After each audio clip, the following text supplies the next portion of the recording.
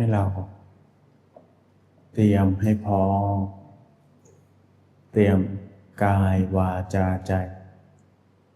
ปรับกายปรับใจให้พร้อมแก่การนั่งธรรมะปรับอารมณ์ให้พร้อมปลดปล่อยวางปลดปล่อยวางเรื่องราวทั้งหลายทั้งปวงคลายอารมณ์ปล่อยอารมณ์อารมณ์ไม่ดีอารมณ์ไม่พอใจอารมณ์ไม่ชอบใจปลดปล่อยผ่อนคลายจากมันให้หมดอย่าให้หลงเหลืออยู่ภายในใจไม่ต้องไปสนใจไม่ต้องไปใส่ใจไม่ต้องไปใส่ใจในคนสัตว์สิ่งของไม่ต้องไปสนใจคนสัตว์สิ่งของไม่ต้องรับรู้ถึงการกระทำใดๆผ่อนคลายปล่อยมันไป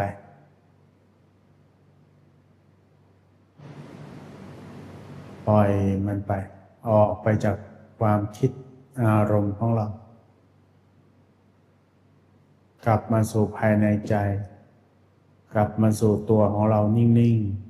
ๆสิ่งใดที่ปรากฏแล้วก็แค่รู้แล้วก็เฉยหรือถ้ามันยังไม่หายเราก็ดูอารมณ์ความรู้สึกที่มันเกิดขึ้นตรงนั้นแหละดูไปดูไปเรื่อยๆดูซิจะส่งผลได้นานแค่ไหนดูซิว่าจะทำให้เรารู้สึกแบบนี้ได้ตลอดต่อเนื่องไหมเราก็ดูจับมันไว้แล้วก็ดูมันเหมือนเอามาเผชิญหน้ากับอารมณ์ความรู้สึกตรงนั้นที่มากระทบเราก็หยุดนิ่งๆดูนิ่งๆเอาจุดอารมณ์นั้นแหละเป็นเครื่องวางใจไปเลย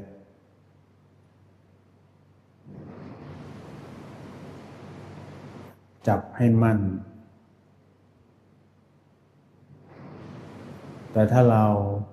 สามารถที่จะเข้าไปสู่สภาวะภายในหรือใจสบายกันอย่างมีความปกติสุขแล้วเราก็ตั้งกำหนดใจวางใจอยู่ในบริกรรมนิมิตหรือบริกรรมภาวนาที่เราเคยคุ้นชินและฝึกมาบริกรรมนิมิตคือการตึกไม่ใช่นึกตึกคือการรู้ว่ามีอยู่เหมือนหัวใจมีอยู่ปอดตับม้ามไตมีอยู่ลำไส้มีอยู่เราก็แค่รับรู้ว่าหัวใจมีอยู่ในตัวของเราปอดตับม้ามไตมีอยู่ในตัวของเราเราไม่จำเป็นต้องไปนึกถึงภาพปอดภาพตับภาพม้ามภาพไตก็ได้แค่เรารับรู้ว่าปอดตับม้ามไตเขามีอยู่และขณะที่เขามีอยู่เขาก็ทำงานอยู่หัวใจก็ทำงานอยู่ในการสูบฉีดเลือดปอดก็หายใจอยู่แม้เราจะรู้หรือไม่รู้เขาก็ทำงานอยู่แล้วเวลาเราตึกเราก็ตึกถึงพระรัตนตรัยภายในท่านก็มีอยู่เราก็ตึกระลึกนึกถึงท่านว่าท่านมีอยู่กายภายในมีอยู่ถึงแม้เราไม่นึกถึงท่านท่านก็ทำงานของท่านอยู่แล้วเราก็แค่นึกถึงองค์พระรัตนตรัยภายในที่มีอยู่เราก็รู้ว่าท่านมีอยู่จะชัดไม่ชัดไม่เป็นไรถ้าชัดก็ดีไม่ชัดก็ไม่เป็นไรแค่รับรู้เป็นเขาโครงว่าท่านมีอยู่ประมาณนี้นะเราก็นึกถึงท่านหรือพระนิพพานพระพุทธเจ้ามีอยู่ทุกครั้งที่เรานึกถึงท่านท่านก็จะนำสรรพสัตว์ทั้งหลายอยู่ในกลางของท่านอยู่แล้วซึ่งเราจะนึกหรือไม่นึกท่านก็นำสรรพสัตว์ทั้งหลายไปอยู่ในกลางของท่านอยู่แล้วแต่เราก็นึกถึง พระสัมมาสัมพุทธเจ้าเป็นตัวแทนของพระนิพพานก็มีอยู่แล้วเราก็แค่ตึกระลึกนึกถึงท่านว่าการมีอยู่ของท่านหรือจะนึกถึงพระเดชพระคุณหลวงปู่เรานึกถึงหลวงปู่เราก็จะไปปรากฏในกลางหลวงปู่หลวงปู่ก็จะคอยแก้ไขมลทินแก้ไขวิบากกรรมให้เราให้เบาบางกันแก้ตัวเราให้ใสสะอาดบริสุทธิ์ท่านก็มีอยู่และช่วยเราอยู่เราแค่นึกถึงหลวงปู่ที่ท่านช่วยเหลือเราอยู่แล้วฉะนั้นการนึกถึงองค์พระก็ดีครูบาอาจารย์ของเราก็ดีหรือดวงแก้วอันเป็นดวงธรรมที่เราทำให้เรามีกายมนุษย์ฟองเท่าไข่แดงของไก่ถ้าเราไม่มีดวงนี้เราก็ถูกจับถอดกายไปแล้วแต่เพราะเรามีดวงนี้อยู่เราก็เลยนึกถึงดวงธรรมที่ทำให้เป็นกายมนุษย์เราก็นึกถึงสิ่งที่มีอยู่แล้วเราก็ตึกนึกถึงสิ่งที่มีอยู่แม้นึกไม่นึกสิ่งเหล่านั้นก็ทำงานอยู่แล้วก็เหมือนปอดตับม้ามไตการตึกก็คือแค่รับรู้ว่ามีอยู่แล้วก็อยู่กับการรับรู้นั้นเหมือนอยู่กับการเต้นของหัวใจอยู่กับการนึกถึงองค์พระที่ท่านกันแก้ไขเรายิ่งเรารับรู้ยิ่งเราตึกถึงท่านก็จะเกิดความสุขความบริสุทธิ์ขึ้นเองเกิดจากการที่ท่านกระทำเราก็เลยต้องทำใจหยุดใจนิ่งมีสติรับรู้อยู่เฉพาะภายในอย่างตลอดต่อเนื่องอย่างง่ายๆอย่างสบายๆอย่างนุ่มนวลตั้งสติมั่นดำรงสติมั่นตึกลึกระลึกนึกถึงด้วยความเลื่อมใสเคารพศรัทธาในคุณของพระรัตนตรัยในคุณของพระเดชพระคุณหลวงปู่ด้วยความเลื่อมใสด้วยความศรัทธาเราก็หยุดนิ่งเฉยรับรู้อยู่ตลอดให้ใจนิ่งผ่อนคลายนิ่งผ่อนคลายมีสติรับรู้อย่างพอดีนิ่งผ่อนคลายมีสติในการรับรู้อย่างพอดีหรือเราจะบริกรรมภาวนาหรือตามลมหายใจก็ได้แล้วแต่ที่เราคุ้นชินแต่ต้องมีสติอยู่ตลอดเวลาสติจะเป็นพื้นฐานให้เราได้เรียนรู้ให้เราได้รับรู้อยู่ตลอดเวลานิ่งอยู่ภายในพอเราเอาสติมาอยู่กับตัวเรากายวาจาใจของเราก็จะบริสุทธิ์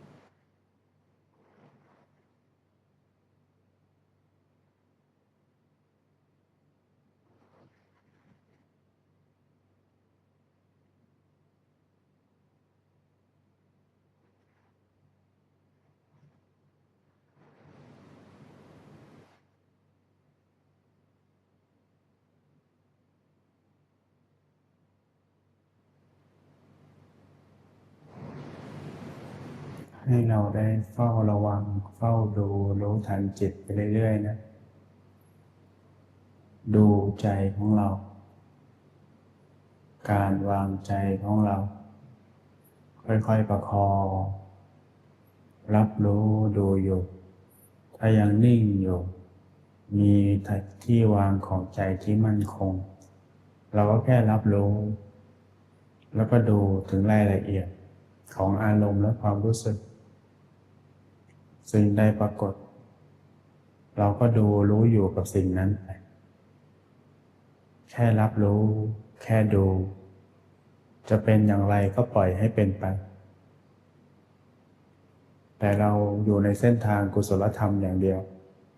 อยู่กับการนิ่งเฉยอยู่กับการเข้าไปสู่ภายในถ้าเข้ากลางได้แล้วก็อยู่ภายในกลางอย่างเดียวไม่ต้องไปสนใจอะไรอย่าทำอะไรอย่าให้อะไรมาสร้างความหวั่นไหวในการเข้ากลางของเราได้เข้าไปสู่ภายในหรือการกำหนดใจรับรู้อยู่ตลอดแต่เพียงอย่างเดียวให้เกิดความนิ่งอยู่ในจุดที่ควรนิ่งวางลงไปอยู่ในกลางของกลางไปเรื่อยๆถ้าเข้ากลางไม่ได้จุดไหนที่เป็นการวางและเราสามารถอยู่ได้กำหนดได้เราก็อยู่ในจุดนั้นไปก่อนให้กายกับใจมารวมกันในจุดเดียวกันให้มีพลังไปเรื่อยๆได้แค่ไหนเอาแค่นั้นไม่ต้องเร่งรีบค่อยๆทำอย่างสบายใจเย็นๆไม่ได้สบายมากเกินไปสบายพอดีพอประมาณแค่นี้ก็เพียงพอเข้ากลางได้ก็เข้ากันไปอยู่ภายในไปเรื่อยๆอะไรเข้ามาเราก็แค่รับรู้ดูอยู่เฉยๆเฝ้าดูเฝ้ารู้ไปเรื่อยๆให้เกิดสติตั้งมั่นมีสติตัวเดียวการรับรู้อย่างเดียวที่เกิดขึ้นจากการที่เราหลับตาสำรวมระวังกายวาจาใจครับ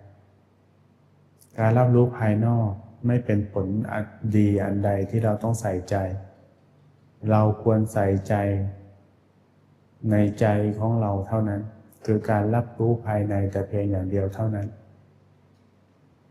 แล้วเราก็ประคองรับรู้อยู่ด้วยความการหยุดนิ่งภายในไปเรื่อยๆมีการรับรู้อยู่ตลอดไม่ปล่อยให้ใจล่องลอยไม่ปล่อยให้คลาดเคลื่อนมีจุดรวมพลังที่อยู่ภายในเพียงจุดเดียวฉะนั้นเราก็ตั้งมั่นอยู่ในฐานที่ตั้งของใจรับรู้อยู่ภายในไปกันทุกคนเลยนะค่อยๆประคองมีสติด้วยความนิ่งสงบใจเย็นๆ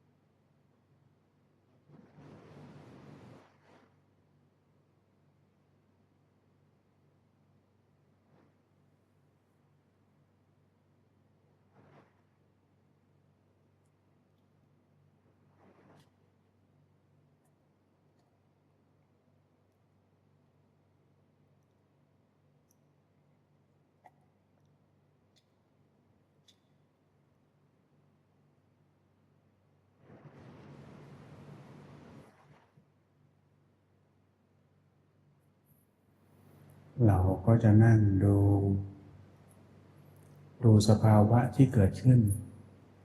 เห็นตามความเป็นจริงเราไม่ต้องมองภายนอกมองอารมณ์ความรู้สึกของเราภายในนี่แหละในขณะที่เรานั่งเสียงภายในเราได้ฟังชัดไหมหรือเราได้ถูกกลมกลืนเป็นอัตโนมัติเสียแล้วการชักนำเราออกสู่มิติภายนอกหรือสภาวะภายนอกดึงให้เรานั่งได้ไม่นานเสียงภายในที่คอยบงการให้เรานึกเรื่องนั้นบอกเรื่องนี้ชี้ต่างๆนานาให้เราออกจากการนั่งธรรมะหรืออารมณ์ชั่วคราวที่ทำให้เราไม่อาจนิ่งได้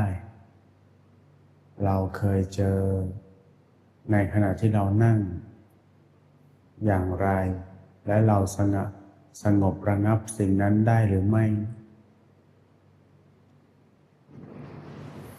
นี่ก็เป็นอีกบทเรียนหนึ่งที่เราได้พิสูจน์ขณะที่เรานั่งธรรมะ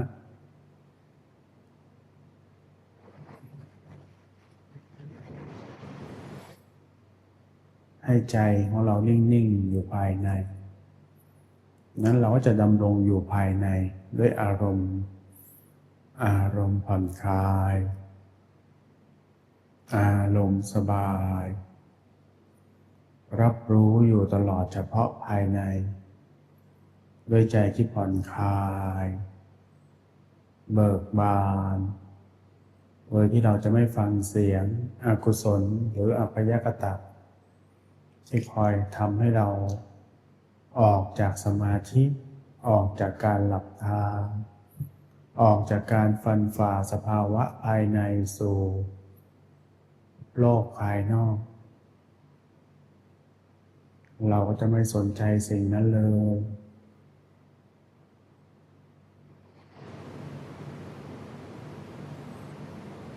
เราจะอยู่นิ่ง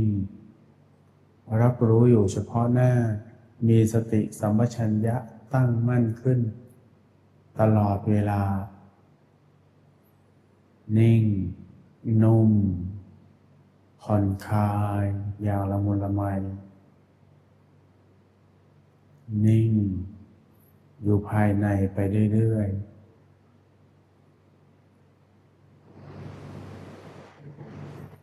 ๆมีการตั้งสติคือการรับรู้ในที่วางใจของเราเหมือนเดิม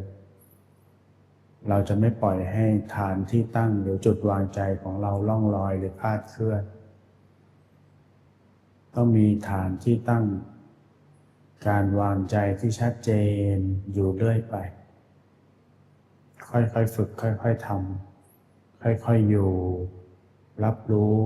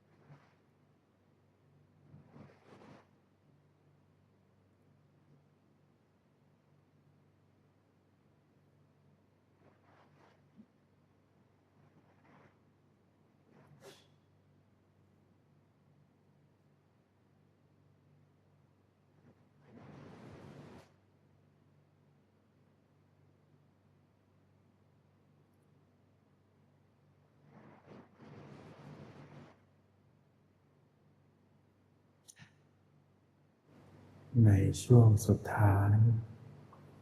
ให้เราได้ตั้งจิตอันประกอบด้วยเมตตาธรรมแผ่เมตตาต่อสรรพสัตว์ทั้งหลายที่เป็นเพื่อนทุกข์เกิดแก่เจ็บตายด้วยกันทั้งหมดทั้งสิ้นให้กระแสแห่งเมตตาธรรมแผ่ไปถึงบุคคลที่เรารักพ่อแม่พี่น้องลุงป้าน้าอาผู้มีพระคุณทั้งหลายที่ทำให้เราได้มีโอกาสในการสั่งสมคุณงามความดีหมู่ญาติอันเป็นที่รักของเราให้ได้รับกระแสแห่งเมตตาธรรมนี้ให้ทุกคนได้มีความสุขปราศจากความทุกข์เย็นกายเย็นใจ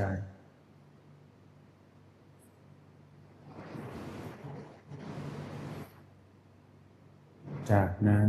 ให้เราได้แผ่ขยายดวงเมตตาธรรมนี้ครอบคลุมตัวเราให้กระแสแห่งเมตตาธรรมเข้าไปขจัดปฏิฆะความไม่สบายใจความไม่พอใจ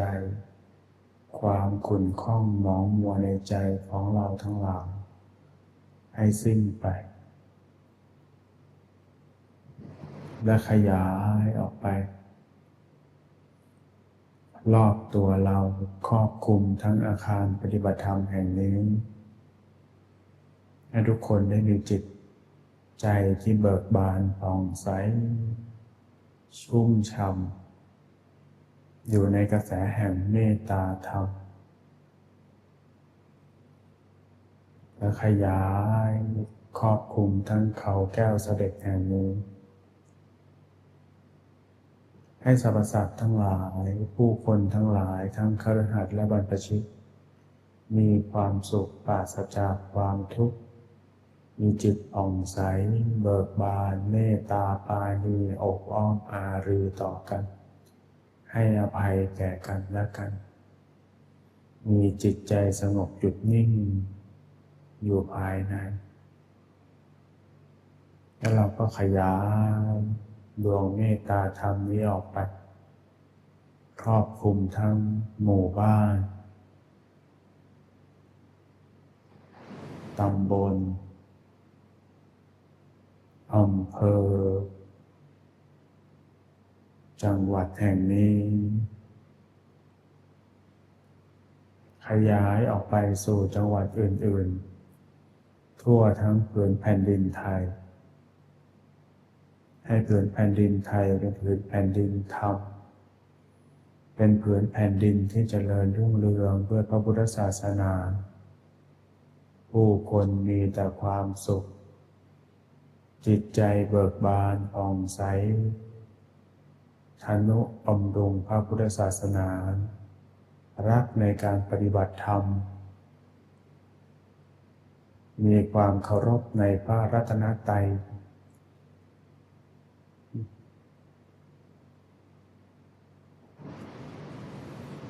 และให้เราได้แผ่ขยายกระแสแห่งเมตตาธรรมให้ครอบคลุมทุกประเทศทั่วโลกใบนี้ให้ผู้คนและสรรพสัตว์ทั้งหลายจงมีความสุขปราศจากความทุกข์เมตตาปราณีมีจิตใจประกอบด้วยเมตตาธรรมไม่ลุกลานกันไม่ประหัตประหารกันมีแต่จิตใจที่ดีงามปรารถนาให้อยู่กันอย่างมีสันติสุขมีแต่ความสบายอกสบายใจเย็นกายเย็นใจทั่วหน้ากัน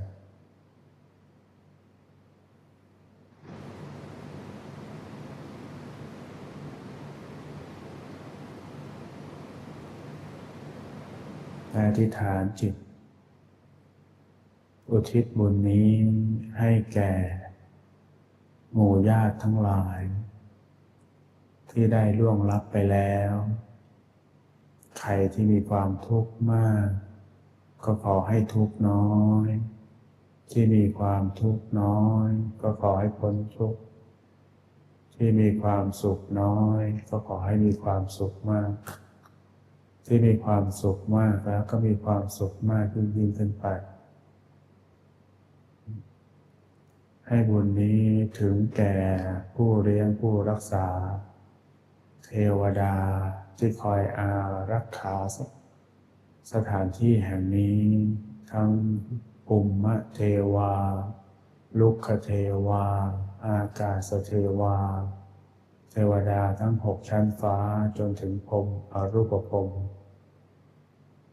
ให้ได้รับส่วนแห่งบุญนี้ด้วยรวมถึงคู่กรรมคู่เวรที่เราทั้งหลายได้ประพฤติผิดพลาดล่วงเกินกันมาให้ได้รับบุญนี้แล้วส่วนแห่งบุญนี้แล้ว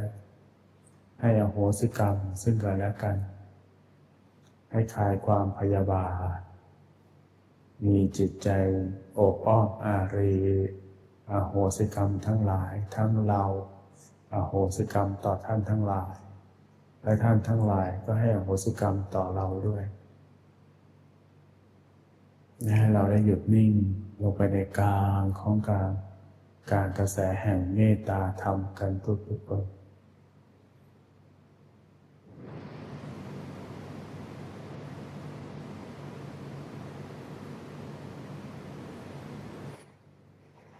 และให้เราได้ถือโอกาสนี้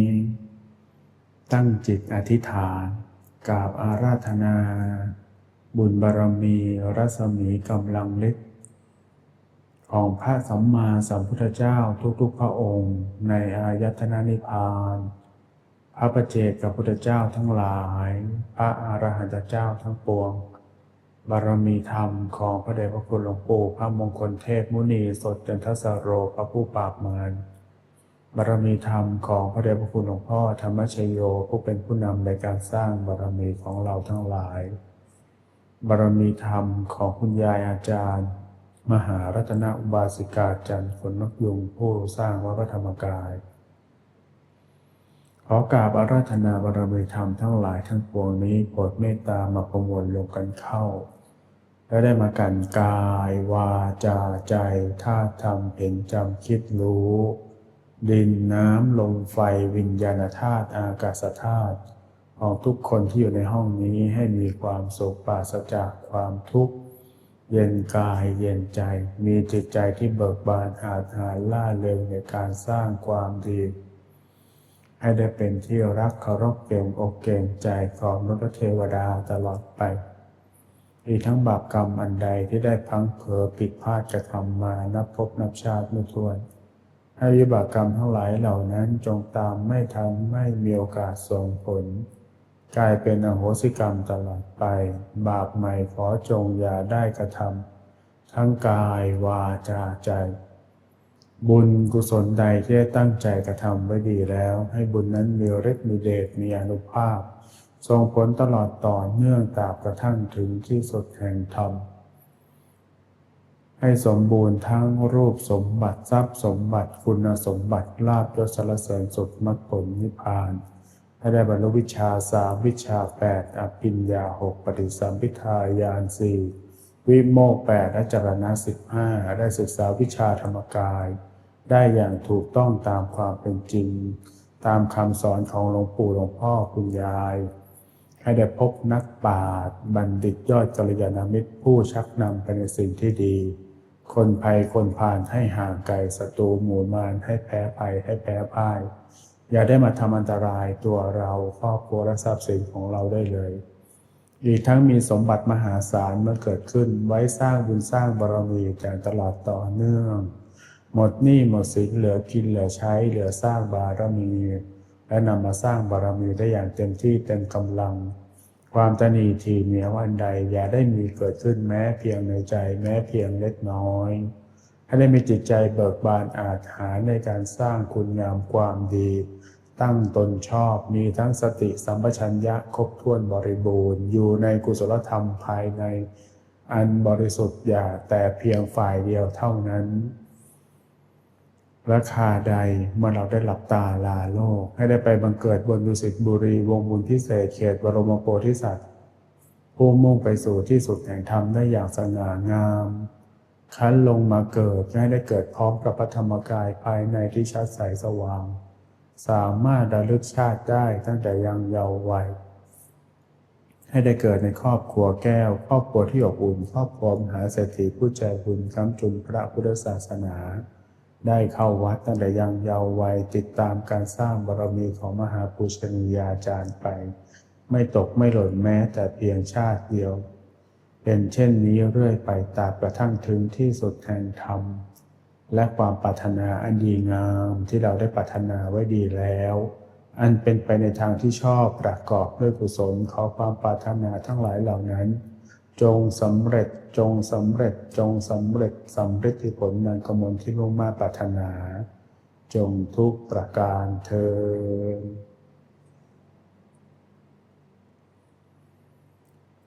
สัพเพพุทธาภรปัตตาปัจเจกานันจะยังพลังอรหันตานันตเตเชนารคังพันธามิสัพพโสเตอัตถรธาสุขิตาวิรุณหาพุทธศาสเนอโรคาสุขิตาโหทาสหสัพเพหิยาติพีสัพพพุทธานุภาเวนะสัพพธัมมานุภาเวนะสัพพสังฆานุภาเวนะสัพพโสธีภวันตุเตบูชาพระรัตนตรัยพร้อมกันเลยนะอะระหังสัมมาสัมพุทโธภะคะวาพุทธังภะคะวันตังอภิวาเทพุทโธเมนาโถพระพุทธเจ้าเป็นที่พึ่งของเราสวากขาโตภะคะวะตาธัมโมธัมมังนัมมัสสามิธัมโมเมนาโถพระธรรมเป็นที่พึ่งของเราสุปฏิปันโนภะคะวะโตสาวกสังโฆสังฆังนามามิสังโฆเมนาโถพระสงฆ์เป็นที่พึ่งของเราเรียนเชิญทุกท่านตั้งใจกราบอาจารย์ในพร้อมเพรียงกันนะครับ